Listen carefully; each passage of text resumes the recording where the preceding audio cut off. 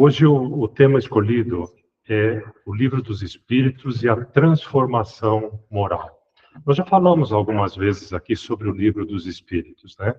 Outros colegas também, expositores, já falaram sobre o Livro dos Espíritos. Mas, dada a importância desse livro, eu acho que é sempre interessante nós reciclarmos alguns comentários sobre o Livro dos Espíritos. E falar no Livro dos Espíritos, em princípio, é falar sobre uma obra maravilhosa, muito bem escrita, esclarecedora, que tem mais de 1000 perguntas formuladas por Allan Kardec, que fez um trabalho científico, ele compilou muitas informações para chegar a esse ponto, e essas perguntas foram respondidas pelos espíritos, do plano espiritual, portanto. E são respostas muito claras, muito objetivas, que dão uma dimensão exata do que significa o espiritismo, o que significa a espiritualidade e o que significa o espiritismo. Então, para nós avaliarmos melhor a importância do Livro dos Espíritos, que é o primeiro de uma série de obras magníficas escritas por Allan Kardec, e o primeiro de uma série de obras escritas por vários médiuns, né? Até os dias de hoje, nós temos pessoas colaborando e implementando novas informações em obras para nós, para esclarecimentos. Esse livro, então, para nós entendermos melhor sua importância, eu preciso citar alguns fatos ocorridos e outras obras que também deram ensejo à criação do Livro dos Espíritos. E essas obras mais recentes que nós temos, elas nos asseguram que nós temos vários mundos, né? Isso já foi comentado também, milhões, bilhões de mundos. E nesses mundos vivem espíritos que vão para esses mundos e voltam para o seu ponto original.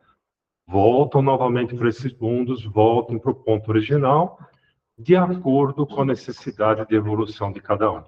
É mais ou menos como uma escola, né? Uma escola você participa das aulas e, de acordo com a avaliação que você tem, você ou vai para um próximo estágio ou você repete aquele estágio.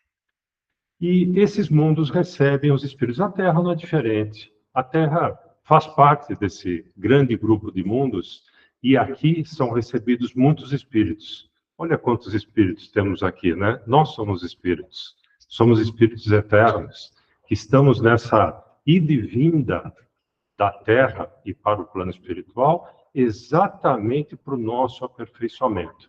Cada vez que nós passamos por aqui, nós aprendemos alguma coisa nova e nos transformamos de algum modo para nós caminharmos para frente sempre e para cima, né, preferencialmente. Nós temos um governador, vocês sabem disso, né? Nós o chamamos de Jesus, e Jesus propicia todas as condições para que nós aproveitemos da melhor forma possível o nosso estágio aqui na Terra, pelo tempo que a Terra nos permite ficar aqui. Então, percebe ele que com o aumento de espíritos vindo para cá, era necessário que alguns missionários também viessem e trouxessem informações, trouxessem ensinamentos. E é isso que nós vamos ver agora. Esses missionários que vêm para cá, eles vêm com uma tarefa específica. E nós vemos, se nós voltarmos bem no tempo, lá no ano de 3800, na Índia, nós vamos ver as primeiras grandes obras, digamos assim, que já tratam da espiritualidade, que são chamadas os Vedas. Os Vedas, que são 4 livros de fato, um deles, o mais importante, o Rig Veda, ele já fala da espiritualidade, ele fala do espírito imortal, ele fala das idas e vindas. Nós estamos falando de 3.800 a.C., são mais de 5.000 anos atrás, né? São quase 6.000 anos. E esse conceito já existia naquela época. Se nós caminharmos um pouquinho mais para frente, uns 500 anos para frente, nós vamos chegar ainda na Índia, continuando na Índia, nós vamos chegar numa outra obra extremamente importante também, que é a Mahabharata. Essa obra, ela tem como expoente Krishna. Vocês já devem ter ouvido falar também de Krishna, né? E Krishna era um espiritualista também fantástico. Ele já falava também da imortalidade da alma, ele falava da lei de causas e efeitos, falava das idas e vindas. Ou seja, isso que nós conversamos hoje, nós já tínhamos naquela época, né? Isso no ano de 3300, antes de Cristo. Caminhando um pouquinho mais na história e vindo um pouquinho mais próximo de Jesus, da vinda de Jesus. No ano de 2500, agora já no Egito, nós estávamos falando da Índia, agora vamos falar um pouquinho do Egito. Surge um sábio de nome Hermes, e esse sábio, Hermes, ele escreve 42 obras, também tratando da espiritualidade. Os historiadores falam sobre isso, infelizmente nós não temos essas obras mais, né? Nós não tivemos acesso a elas, elas se perderam no tempo, mas os historiadores contam exatamente o que Hermes trazia para nós. Aliás, o Egito ele é bastante pródigo, né? Assim, no sentido de colaborar com o ensinamento da espiritualidade, ou do espiritualismo, como quiserem. Veja que eu não falei espiritismo, né? Espiritismo é a nossa doutrina atual. A espiritualidade, o espiritualismo, tratado desde aquela época. O Egito, vamos lembrar um pouquinho mais aqui de um outro fato importante. Do Egito saíram os hebreus, né? Lembram-se da história, né? E eles eram supervisionados, eles eram ajudados por Moisés. E nessa caminhada, eles saíram de lá e foram para uma outra terra, que era a Terra Prometida, e formaram o judaísmo.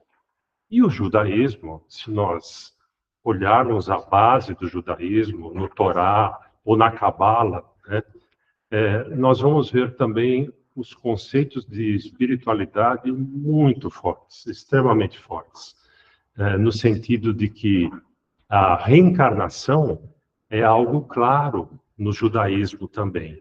Então, veja quantas obras eu estou mencionando, de quanto tempo atrás que nós já tínhamos conhecimento da espiritualidade. Eu vou voltar um pouquinho, chegando também a Jesus, no ano 600 a.C., nós temos uma figura muito conhecida também, que é Buda, Buda o Iluminado, né?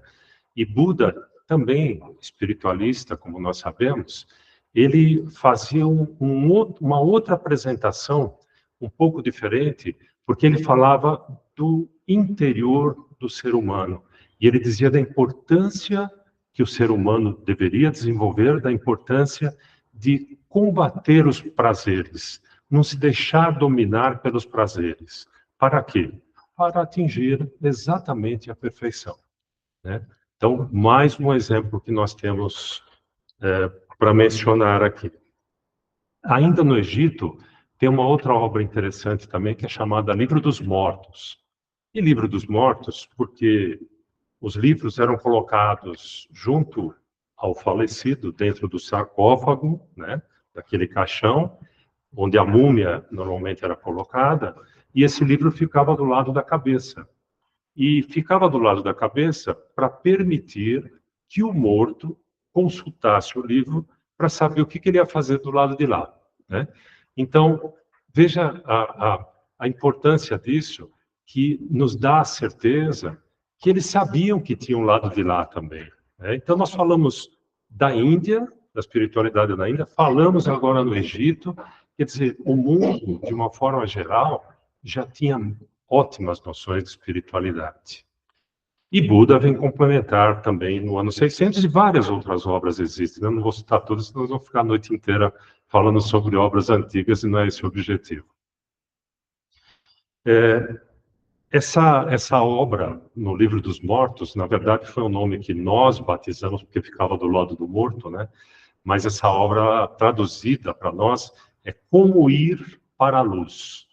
A tradução egípcia dessa obra é essa: Como Ir para a Luz. Ou seja, eles sabiam que tinha muito mais coisas além da morte. A morte não era o final, né? A vida continuava. Mas aí chega o grande momento.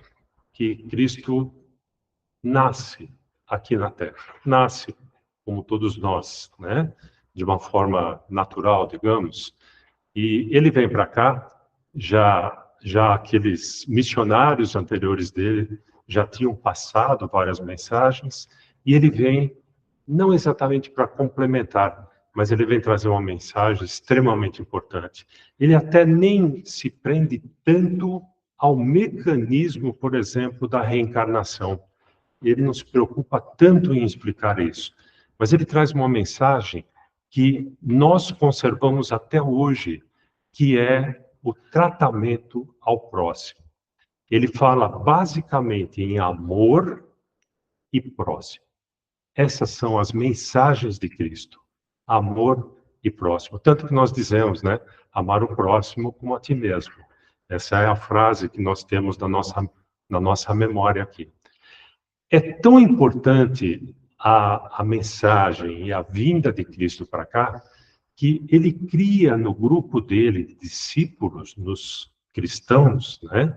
Ele cria esse conceito de ajudar o próximo. Aquele próximo desamparado, faminto, o desesperado, o pobre, aquele que necessita de ajuda. E os discípulos dele acabam não pensando em si próprios para ajudar os próximos. Sem demérito algum para os outros mensageiros, né, que tiveram missões fantásticas também, mas nenhum deles deixou esse legado que Cristo deixou para nós. Essa formação desse grupo de cristãos que foi aumentando, e até os dias de hoje isso continua acontecendo. Olha esse exemplo triste do Rio Grande do Sul, a mobilização de todo o país para ajudar os nossos irmãos do Sul, né? Isso é pensar no próximo, é se preocupar com o próximo, é amar o próximo.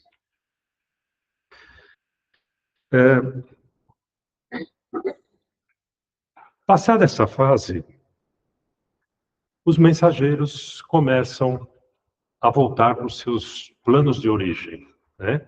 Eles cumprem a missão dele aqui e, pouco a pouco, eles vão evoluindo, ou pelo menos atingem um grau suficiente para eles adquirirem o direito, digamos assim, de passar para um outro planeta, ou para um outro estágio, ou para ajudar, ou para continuar o aperfeiçoamento de cada um deles. Nesse ponto, nós notamos que a nossa civilização começa a perder um pouco a identidade espiritual. Ela começa a perder, porque aqueles grandes homens, os grandes pensadores, os grandes sábios que traziam todas essas informações estavam aos poucos partindo. Então a civilização fica entregue a si mesma.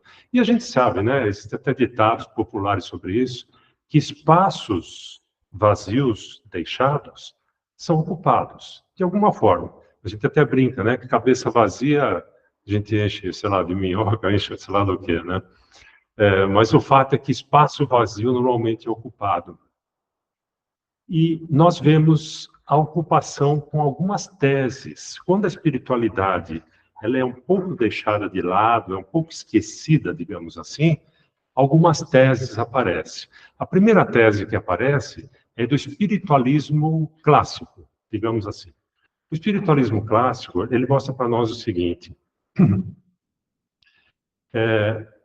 aquele senso de justiça que na espiritualidade era muito claro, ele perde um pouco a força. E os homens ditos justos também acabam se desvalorizando, são desvalorizados pela civilização de um modo geral. E para nós entendermos essa história de espiritualismo clássico, nós vamos colocar aqui 2 pontos bem claros. Era entendido assim: ou você era bom e não errava em nada, ia para o céu. Ou você cometia algum erro, ia para o inferno. Simples como isso. Esse era o espiritualismo clássico. Ou você ia para o inferno, você era bom, ou cometeu erro, ia para o inferno. Olha o perigo que a gente corre com uma afirmação dessa. Quando nós dizemos assim, eu cometi um erro, então eu vou para o inferno, O que me impede de cometer outros erros? Eu vou para o inferno, né?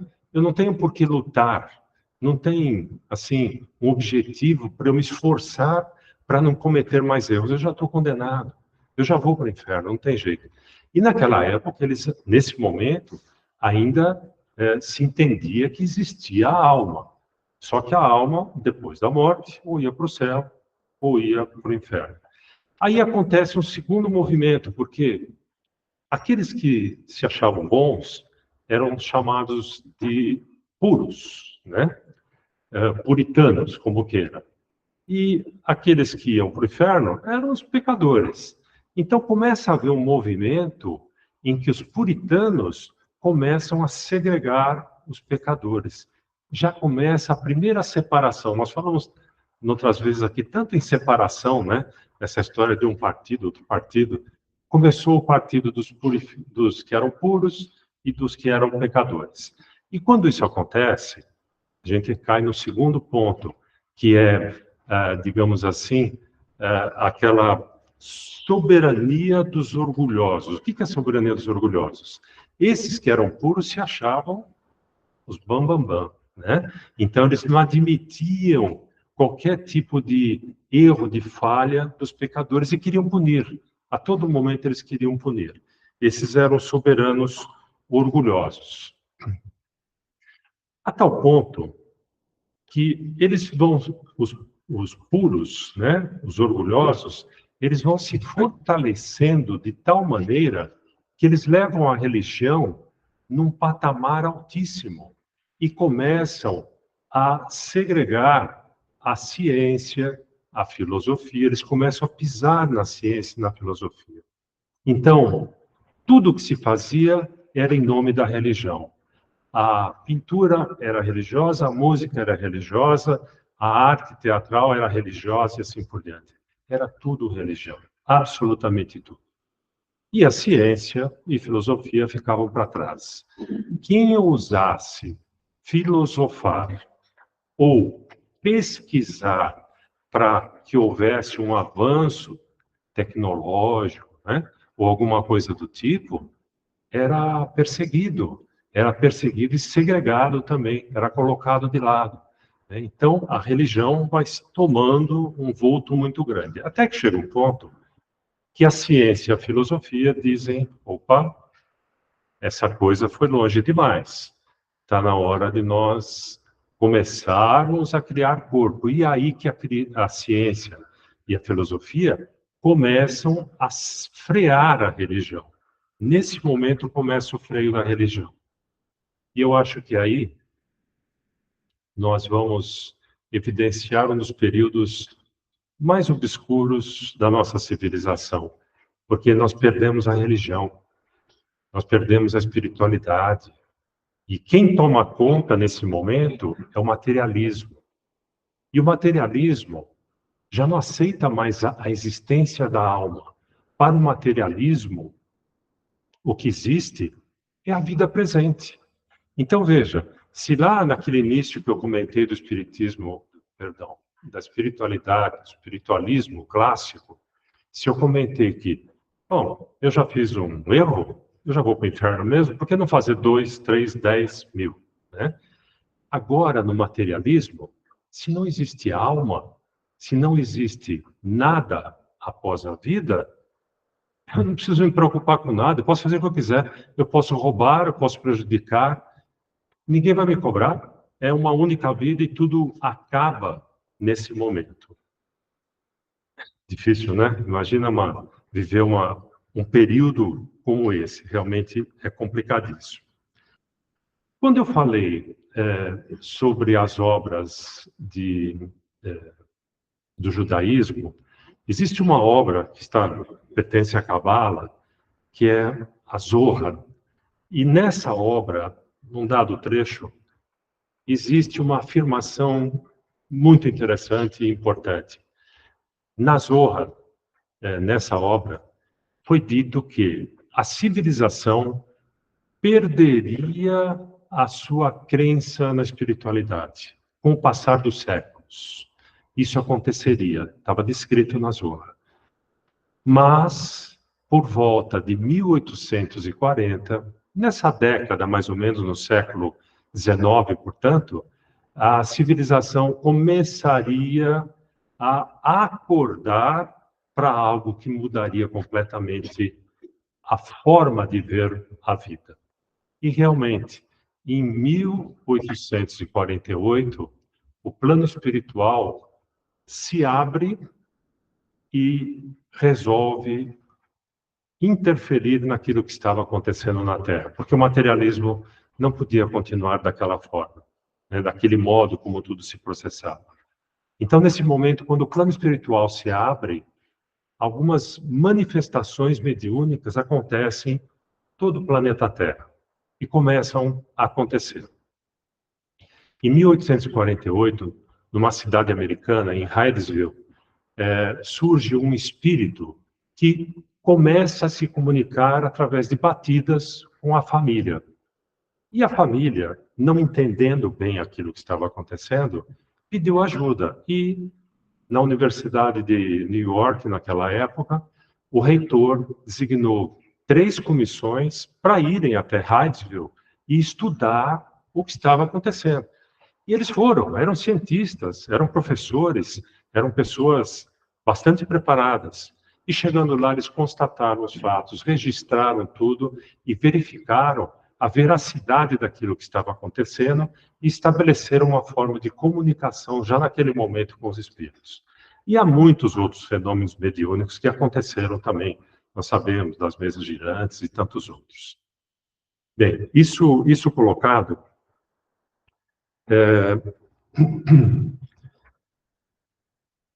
nesse momento, nós vemos na França o professor Rivail. Rivail que adotou o nome de Allan Kardec. Ele se interessou muito por tudo isso que vinha acontecendo. E nesse interesse dele, ele começou a estudar mais profundamente todos esses fatos que estavam ocorrendo. E ele foi pegando todo esse material, foi juntando tudo isso, e de uma forma científica, ele ordenou e fez com que isso se transformasse na nossa primeira obra, que é exatamente essa da qual falamos hoje, que é o Livro dos Espíritos, né? Que eu já dei uma pincelada nele no começo da nossa conversa, falando sobre as questões que foram formuladas e sobre as respostas claras que os espíritos deram para ele. E aqui, o professor Rivail, Allan Kardec, portanto, ele descobre algumas coisas extremamente importantes que eu quero ler para não perder a essência de tudo. E diz ele o seguinte para nós, que ele descobriu nessas obras, nessa obra em particular, que nós somos uma alma imortal, profundamente amados por Deus, nosso Criador, que faz tudo para oferecer as condições para que nos guiemos para o caminho da felicidade. Ou seja, somos imortais e nos é oferecida a oportunidade, as condições para que nós evoluamos, né? E evoluir significa buscar a felicidade, que a nossa irmã falou hoje exatamente sobre a felicidade. Ele descobriu também outra coisa, que nós não nascemos uma única vez neste planeta, mas diversas vezes, sendo essa a forma que Deus nos proporciona para nos depurarmos intimamente, objetivando a nossa perfeição.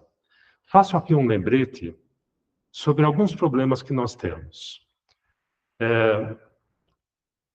Todos nós tivemos famílias, né? Nós pertencemos a famílias. Nessas famílias, nem sempre os relacionamentos são fáceis, né? Mas, pelo que nós vimos aqui, não adianta nós postergarmos essa reconciliação com aquele familiar difícil, porque você negar, né, uma conciliação, do ponto de vista do espiritismo, é o mesmo que você dizer, eu quero te encontrar na próxima vida, né? Eu quero te ver aqui de novo. Então, tem coisa difícil, resolve logo. procura resolver rapidamente, porque senão a coisa se complica, né? Você vai voltar, voltar e voltar. Mas a terceira coisa importantíssima que ele descobriu é que os nossos amores estão sempre próximos. Uma coisa bonita essa. Os nossos amores estão sempre próximos de nós, todos vinculados e unidos pelo amor, por esse sentimento máximo que Jesus nos ensinou. Então, entes queridos que partiram, né? Pessoas com as quais nós tivemos relacionamento em outras vidas, parentes ou não, amigos ou não, não importa, mas pessoas com as quais nós tivemos relacionamento e houve um vínculo de amor, esse vínculo nos manterá unidos, de uma forma ou de outra. Nós podemos voltar numa próxima vida como pai, como mãe, como irmão, como tio, como sobrinho, como amigo, como vizinho, sei lá, mas de tal sorte que o relacionamento não para, não cessa ali. E a quarta observação que ele faz é que todo esse conhecimento, olha que interessante isso, não era o mais importante. Ele está dizendo que todo o conhecimento não era o mais importante, mas sim a consequência moral de tudo isso, tendo no Evangelho de Jesus o código mais perfeito para que o homem se depurasse, aproveitando a melhor forma possível o tempo que a Terra lhe concede. Olha que interessante isso, né? Nós dizemos que o Espiritismo ele nos fornece muitas obras esclarecedoras. Algumas, como lembrado no início, difíceis de entender. Nós precisamos ler, reler, não existe essa palavra, mas tri-reler, né? Enfim, nós muitas vezes precisamos dedicar muito tempo para entender algum daqueles conceitos lá. Mas eles estão lá. A afirmação dele é que todo esse conhecimento não é em si o mais importante. Claro que conhecer ajuda muito a entender o que é a nossa vida, o que foi a nossa vida e o que será a nossa vida. Ajuda demais. Mas o que de fato é importante é a nossa transformação moral. É isso, é para isso que serve o Espiritismo, para nos ajudar a enxergarmos os nossos defeitos e diminuí-los ou até eliminá-los, se possível. Bem como também nos ajuda a nós enxergarmos as nossas virtudes e, tanto quanto possível, intensificar essas virtudes, né? Isso, de fato, é o que o Espiritismo nos traz. Então, ele não é uma obra com fim específico em si, mas ele é, sim, algo que nos permite melhorar a nossa moral, o nosso eu, o nosso ser, né? Como grande objetivo do Espiritismo é essa transformação moral, eu acho que vale aqui nós fazermos um comentário interessante sobre transformação. Transformação moral é essa transformação que nós fazemos, cada um faz para si mesmo, dentro de si. Né? Eu sei que eu tenho um defeito aqui, eu preciso tentar corrigir isso, eu sei que eu tenho um defeito ali, eu sou um pouco orgulhoso, eu preciso minimizar ou até eliminar isso, preferencialmente.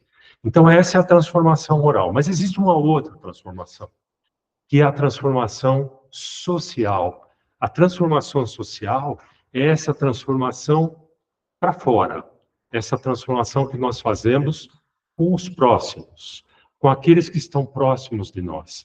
Então, nós fazemos a transformação moral para dentro de nós, para que nós possamos fazer a transformação social, que é essa transformação para fora, ajudando tantos quantos nós possamos ajudar. E se nós lembrarmos aqui de um comentário de muito tempo atrás, quando nós falamos sobre essa transição planetária, um comentário que eu fiz aqui foi que nós só conseguiríamos, de fato, passar por esse momento em que o planeta está em trânsito, né? trânsito moral, inclusive, se nós tivéssemos a civilização caminhando junto. Não adiantava a gente ir sozinho. Né? Eu posso ser um beato aqui, né? Sei lá qual o termo melhor para isso, mas eu posso ser um santo. Mas eu sozinho não vou transformar a Terra. Né? E todos juntos precisam mudar para que nós transformemos a Terra e ela se torne, de fato, um planeta num próximo estágio, que é o estágio da regeneração. Eu tenho aqui, nesses últimos minutos, que fazer um outro comentário muito importante também.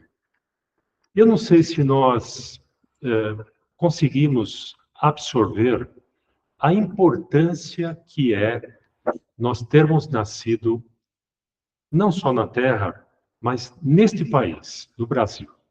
Nós temos nascido no Brasil, num momento de transição planetária e termos recebido esse conjunto de informações que o Espiritismo nos traz.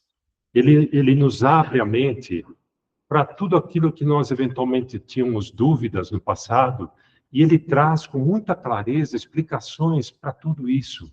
Então, esse é um momento, eu diria, histórico em que nós passamos e temos essa oportunidade de passar. E, ao mesmo tempo, eu acho que nós ficamos um pouquinho tristes de pensar que todas aquelas obras que foram mencionadas para nós há quase 6.000 anos, há mais de 5.000 anos, elas já falavam sobre isso. Né? E talvez nós não tenhamos dado a importância necessária nos momentos adequados para que nós aprendêssemos aquele conteúdo e colocássemos em prática. Vocês viram, nós viemos de obras maravilhosas lá de muito tempo atrás, chegamos até Jesus, perdemos tudo isso no meio do caminho e no século XIX, 2 séculos atrás, nós recebemos novamente essas informações. Então, agora que nós as temos, é hora de nós trabalharmos. Né? Esse é o momento realmente do trabalho. E vamos lembrar, lá no espiritualismo clássico, a gente dizia, por que não, né? Já errei mesmo, né? Já errei, já vou para o inferno, continuo errando. No materialismo, não tinha vida após a morte. Se não tinha vida, tudo acabava aqui, eu podia continuar fazendo coisa errada, prejudicar os outros, fazer o que eu quisesse. Eu estou repetindo isso para chamar a atenção para um ponto muito importante. Agora, eu já passei pelo espiritualismo clássico, já passei pelo materialismo, agora que eu aprendi tudo isso sobre o espiritismo, que há vidas sucessivas, que eu volto para cá para melhorar, etc., não vamos cair naquele erro mais ou menos comum, que é assim, bom, já que eu vou voltar para cá outras vezes, esse cara é duro de tratar, eu vou deixar para a próxima. Não façam isso, gente. Não façam. Toda oportunidade que nós temos de reconciliação, de acertos, é hora de nós fazermos. Afinal de contas, o que adianta eu estudar todos esses livros, saber tudo isso, se eu não tenho condição de abraçar um filho meu difícil, que eu não tenho condição de amar um filho meu que é difícil, ou de um parente que eu não consigo perdoar porque ele falou, porque ele votou no Lula e eu queria que ele votasse no Bolsonaro. Como é que eu posso não perdoá-lo? Não posso. Eu tenho que me esforçar para isso. Eu tenho que me esforçar. Eu não posso deixar isso lá para frente. Né? Sobre ainda esse fato das obras, eu quero lembrar que a pergunta 166 do Livro dos Espíritos, que, assim, em palavras bem simples, diz o seguinte: se o homem não consegue se aperfeiçoar nesta vida, o que acontece? E aí, nós vamos numa das obras lá de Krishna, 3.300 anos antes de Cristo, e ele vai responder isso para nós. Da seguinte forma, ele vai dizer: o homem troca de roupa da mesma forma que o corpo troca vidas. E ele volta para cá tantas vezes quantas forem necessárias para o seu aperfeiçoamento. Então, veja, essa resposta nossa da reencarnação já vem de milênios atrás, né? De muitos, muitos mil anos atrás. Para nós encerrarmos, eu quero ler um único parágrafo que está contido no Evangelho segundo o Espiritismo, uma obra maravilhosa, difícil de ser entendida, não tão fácil, tem que ser relida, quadrilida, quintilida, sextilida, né? E discutida. Bem fácil desse livro, na página inicial lá dele, o Espírito da Verdade traz algumas mensagens para nós. E eu quero ler só o segundo parágrafo. E ele diz assim: eu vos digo em verdade que são chegados os tempos em que todas as coisas devem ser restabelecidas no seu verdadeiro sentido. Se nós pararmos um segundinho aqui, nós vamos lembrar de tudo que eu comentei com vocês, né? Que nós vínhamos com um material fantástico de milênios atrás, perdemos tudo isso e voltamos no século XIX a ter esse material em nosso poder. Então é isso que ele está dizendo para nós aqui.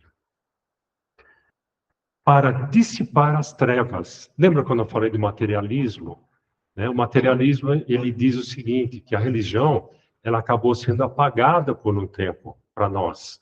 Isso aconteceu ali próximo do século XIX. E o materialismo toma conta. É o momento das trevas. Então ele diz, para dissipar as trevas, confundir os orgulhosos. Eu comentei também que os orgulhosos, desculpe, que os orgulhosos, eles se tornaram os puritanos poderosos e começaram a oprimir os pecadores, não os perdoando, né? Então, ele diz aqui, para confundir os orgulhosos. Confundir no sentido de dar a todos novamente a noção clara de como as coisas devem ser. E glorificar os justos. Então, volta ele aqui a lembrar da importância da justiça, a lembrar da importância do perdão, que não existia naqueles momentos, não se perdoava. Você cometeu um erro, já ia para o inferno, não havia perdão. Então, voltam a justiça e o perdão para o nosso entendimento. Era isso que eu tinha para comentar com vocês hoje.